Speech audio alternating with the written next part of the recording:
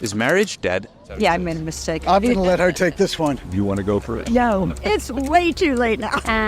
Isn't that 50-50? Can always run. How romantic. Marriage is not for everyone. The truth is that today's dating world is very isolated, and we need to do something to fix it fast. So today, I'll be interviewing a series of couples, from recently married to divorced to high school sweethearts, asking them about their opinions on whether we should still try and get married or not, and their best advice on finding real love in today's dating world. You guys are married? Yes, we've been married many years. How many? Good. It's always like that. See if it's he knows. always 54 years. Yes, 54 years.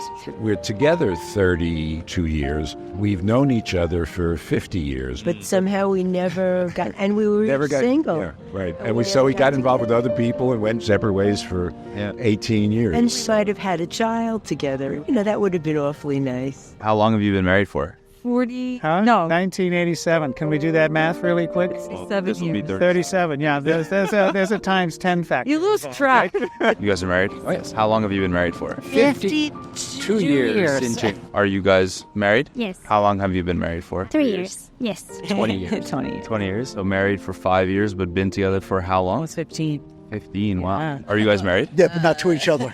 No, we're married to each other. I was about to be like, all right. How long have you been married for? 20 years. How long have you guys been together? Married almost 62 years, but we've known each other probably 66 years. What are the sacrifices that you guys had to make or have to make in order for this to work? Quite frankly, I don't think I made any sacrifices. I guess that marriage is not for everyone. None at all. God, I mean. Some people are thinking, I have to sacrifice like my freedom and this and that. It's like, No, I think you have more freedom when you have a committed relationship. Most relationships are not just a compromise, but a complementary existence. One person is the good cook, me. One person takes care of the finances, him. Yeah. And that gets worked out in a relationship. But I think it's also an attitude toward life in general. I mean, I guess you could ask somebody, what kind of sacrifices do you make for your job? Well, if you really like your job, you don't look at it like a sacrifice. if you could give advice on finding real, genuine love, what would you say? Literally follow your heart. Like, no one knows what you want except for yourself. Sometimes you won't listen to yourself because maybe what you want is not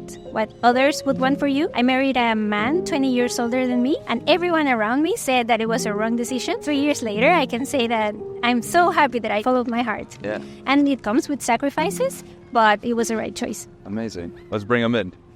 Because you've been speaking about him the whole time, so this is the husband. Okay. Be sure they're your friend. Most important, be friends first. We told our two boys that we're an anomaly, and if you're in a bad relationship, I think you just need to move on with your life. What are some qualities you tell them to look for in another person? I'll talk to her. Our 42-year-old boy has never been married, and our 48-year-old son has been divorced. So I don't know if we said anything, but if we did, it didn't work. And marriage is, 60%, 40%, 60%, 40%. Isn't that 50-50? I'm usually the 60. I would hope so, yeah.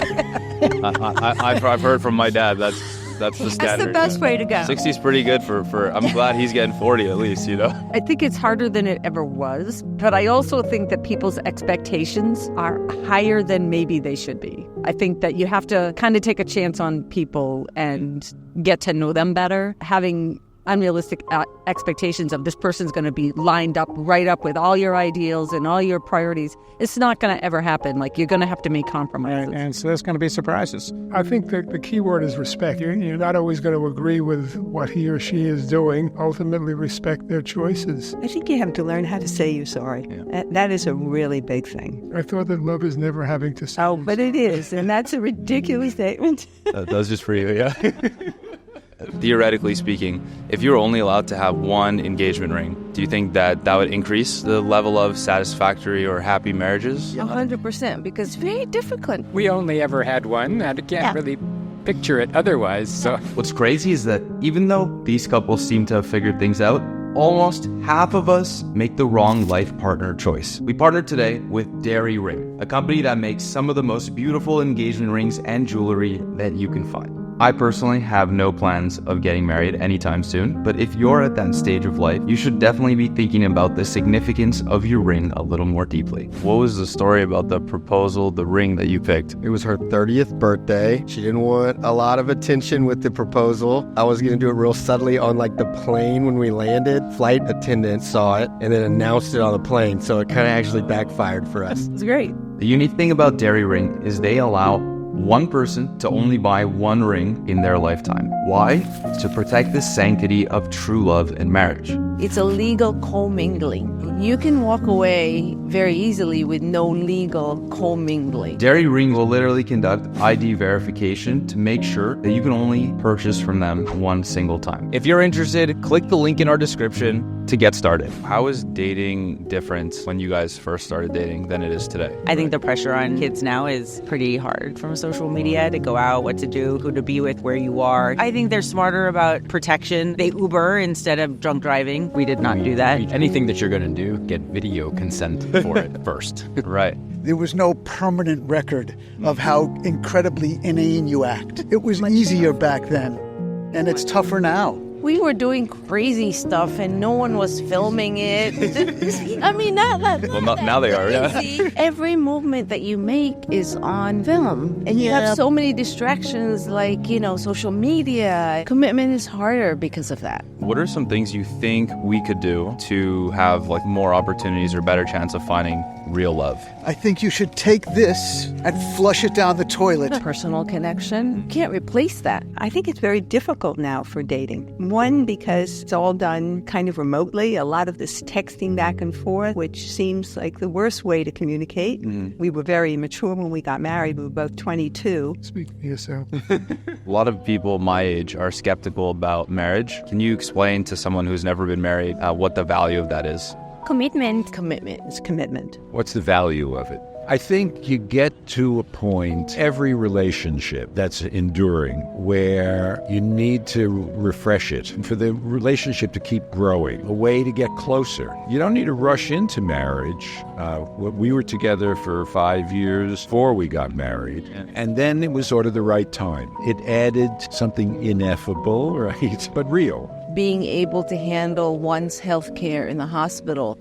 Their first question is this your wife? Is this your husband? Right. Oh, it's just a boyfriend? It's just a girlfriend? Then I need to talk to your family member. What's the value of being with someone for the rest of your life, hopefully, versus jumping around and if I have all of these options available to me, why would I stick with one? It's the good, the bad, and the ugly. You know the good, you know the bad, you know the ugly, and you still love the person. I mean, you can't ask for more than that. It's just, there's something really great about that and special. Having a partner in life is the best thing because you always have that person that is going to be there for you. It's work, but it pays off. And even when you're angry at the person and you still flick on that coffee machine that they need for the morning because you know they need that, that's commitment. Well, to me, it's having your best friend next to you all the time. When Ann goes away for a few days, I'm sort of out of sorts. A good marriage gives one a sense of safety and comfort. It allows you to grow. Just like a child who feels secure in their relationship with their parents is then willing to go out in the world independently, knowing that there's a good attachment. That's what marriage is. It's an attachment. I mean, 62 years is crazy. Congratulations. But how have you managed to appreciate each other over that time and for that long? There are peaks and valleys in every relationship.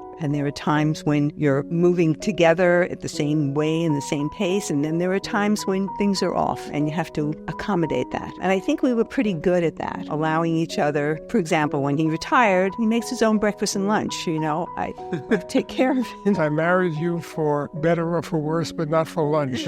I think that's an expression that probably is pretty accurate.